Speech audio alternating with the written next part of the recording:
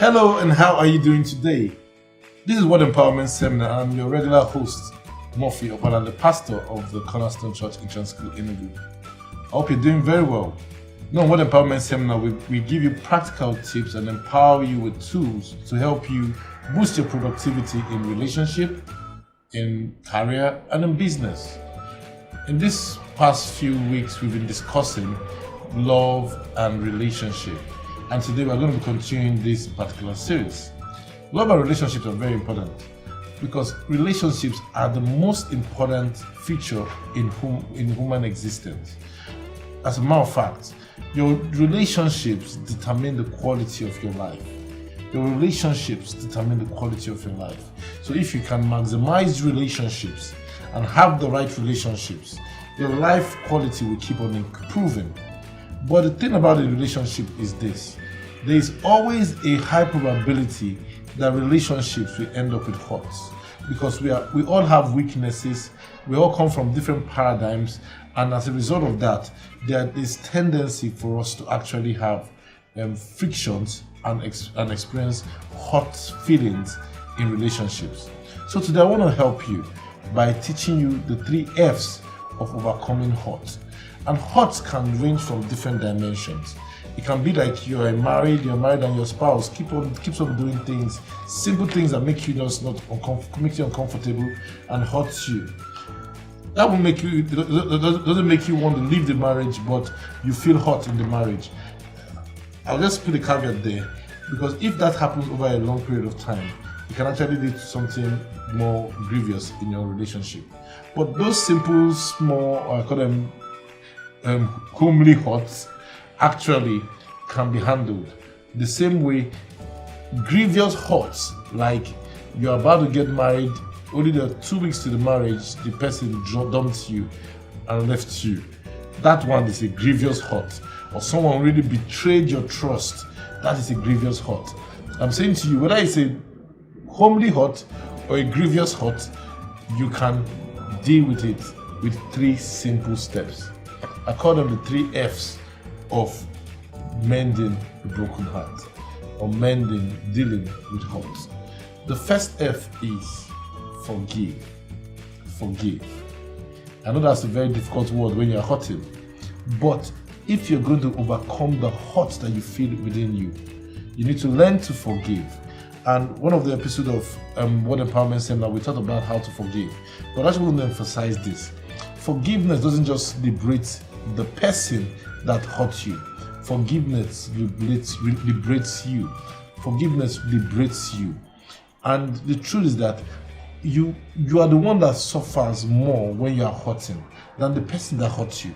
So you need to be liberated from that hurt. But the first step is the first F to liberating yourself from hurt or overcoming that feeling of hurt is to forgive. Forgive the person that hurt you. Make excuses and all that. Forgive. So important. That leads me to the second F. Forget. Forget. Now imagine this: you're the person that your husband to be abandoned you at the altar or just weeks before your marriage. You're that kind of person. It's not just one thing to forgive, it's nothing to forget. I'm not saying that wipe your memory from wipe that memory away. You can't do that. You will always remember. Philippians 3 from verse 13 to 14. Paul said that one thing I do, forgetting the things that are behind, I strain forth towards the things that are ahead. In other words, this is how you forget. Yes, this person hurts me. Yet, I lost this relationship. Yes, my husband treated me this way and he always treats me this way. Yes, I look forward to a day when I will see someone that is better than this person that dumped me. Or I look forward to a day when my husband really gets me. I focus on that day. That is what it means to forget. In other words, to forget the things that are behind, you need to focus on the things that are ahead. And as a Christian, you have this ability in God that every single thing that happens to you can work together for your good. So focus on the good that you are reaching out for. Even in that relationship, if it's a marriage where your spouse has been hurting you over and over again, instead of holding back and saying, every time you keep doing this thing, just leave that alone and focus on one day you will do better, one day you will do better. That's a different mindset, and that's the way you forgive. If you can picture the good that will come to you, even irrespective of the hurt that you felt, the good that will come to you, or a good thing that you expect. If you can focus on that, the power of the memory of your hurt will start losing in you, and as a matter of fact, the hurt will start getting lighter and lighter. You start experiencing healing. First is forgive. Second is forget. How do you forget? By focusing on the good thing that is coming in your new horizon, the new person that you will meet, or when your spouse will become more understanding of you. And the last is find. The first F is forgive. The second F is forget. The third F is find. Find love. This is so important when you are hurting. Find love. First of all, find love in God. God loves you. I've come to realize that one of the key strokes that breaks the feeling of hurtfulness in your life, in your heart, when someone breaks your heart, when someone disappoints you, when someone betrays your trust, one of the key strokes that breaks that hold of hurt in your heart is that God loves me. Irrespective of what happened to me, God loves me. And I can tell you this, God loves you indeed. No matter what happened, no matter even if it's your fault, God still loves you. And you can find love in God. How do you find love in God? Instead of focusing on what happened to you, find scriptures that promise God's love to you. For instance, Jeremiah 33, he says, I have loved you, 31, sorry, I have loved you with an everlasting love. I draw you with my loving kindness. I have loved you with an everlasting love. Take those scriptures and say, I have loved you with an everlasting love. And say, God, I want to experience this everlasting love. Find love in God. And I tell you this, if you find love in God, you become comfortable with yourself. And finding love in God will make you find a person that will love you even better than the person that left you.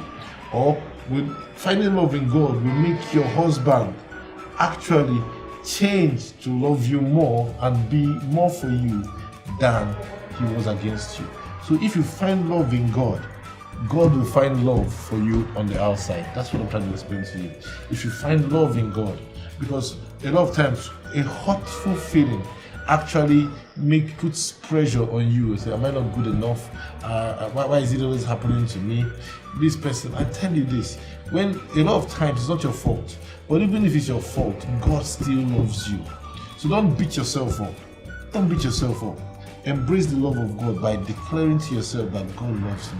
He has loved me with an everlasting love. He is joining me with his loving kindness. And once you can find love in God, God himself will heal your heart. And then God will find love for you, even in your spouse or in a new person that will be better than the guy that dumped you. I hope that helped you. 3 F's of overcoming hurt. 1, forgive. 2, forget. And 3, find love. This is what Empowerment Seminar. You can watch us every Thursday by 5:30 p.m. either on YouTube here or on Facebook. You will be blessed and glad you did.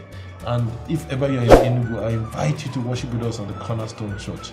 It's a very, very beautiful place to worship God. We are people of prayer, praise, and worship on a mission to set our world on the right path. Join us for any of our services by 8 a.m. and 9:30 a.m. You'll be glad you did. If you're not in Enugu, you can also join us on both the 8 a.m. service and the 9 a.m. service on our YouTube channel, this channel on YouTube, on Sunday by 8 a.m. and 9:30 a.m. Thank you so much for joining me on today's show, and I pray for you that your heart will be mended by Jesus, the mender of broken hearts, and that you will experience your best life. So I declare, may your best life be your daily experience.